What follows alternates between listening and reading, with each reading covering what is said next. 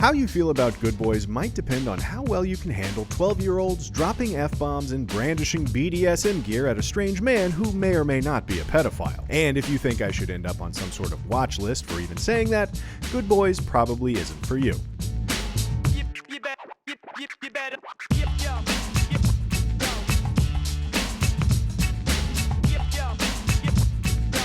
It's no surprise that Universal's raunchy coming-of-age comedy feels like an aged-down Superbad, considering it counts Seth Rogen and Evan Goldberg among its producers, and the main difference between the two films comes down to the youth and naivete of its protagonists. Superbad explored a fairly universal high school rite of passage, but when you're dealing with 6th graders, it narrows things to a more limited and endearingly innocent perspective. These kids are just looking for tips on their first kiss, and in their social circle, taking 4 sips of beer without hurling is comparable to climbing Everest. Our titular heroes are the hormonal Max, try-hard Thor, and scene-stealing rule follower Lucas, who have been friends since kindergarten and refer to themselves as the Beanbag Boys without a trace of irony. When Max gets the gang invited to their first kissing party, they embark on a quest to learn all they need to know about impressing the opposite sex.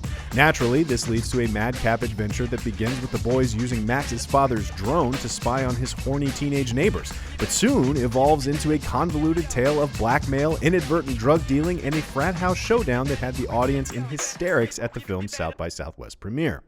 We're bad, we're so bad, we're bad, we're so bad. Lucas is the most fully formed of the core trio because he unabashedly owns the fact that his mom is his best friend and that he'd much rather play VR than kiss anyone. Thor's passion in life is singing, but he's not embarrassed by his talent or sense of style. When the cool kids mock him, it's for caring too much about participating in extracurricular activities in general, not because of any value judgment about his hobby. Much of the movie's comedy comes from the kids' adorable ignorance about the realities of adult relationships, which isn't particularly original, but ends up landing surprisingly well thanks to the talents of its precocious young stars. And as the boys find themselves in increasingly insane scenarios, writer-director Gene Stupnitsky keeps a firm grasp on the pacing as the action escalates, managing to tie the whole thing together in a satisfying 90-minute runtime that never outstays its welcome. Filmmakers compared Good Boys to a live-action South Park, and it's a fairly accurate description.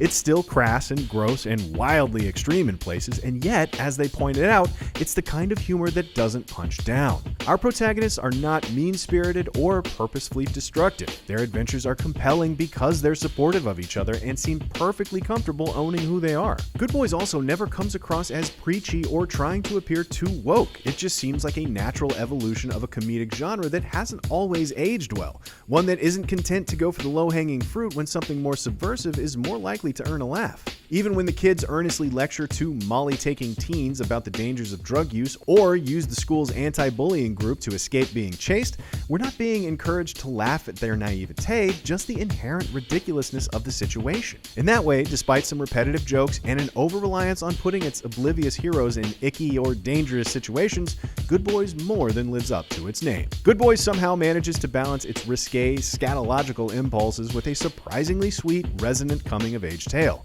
It may not have the longevity of Stand By Me or even Superbad, and returns to the same comedic well a few times too many, but the finished product is still a consistently hilarious, impressively evolved entry in a crowded genre. For more reviews, check out what we thought of Scary Stories to Tell in the Dark and Hobbs and Shaw, and as always, be sure to follow and subscribe wherever you like to watch IGN.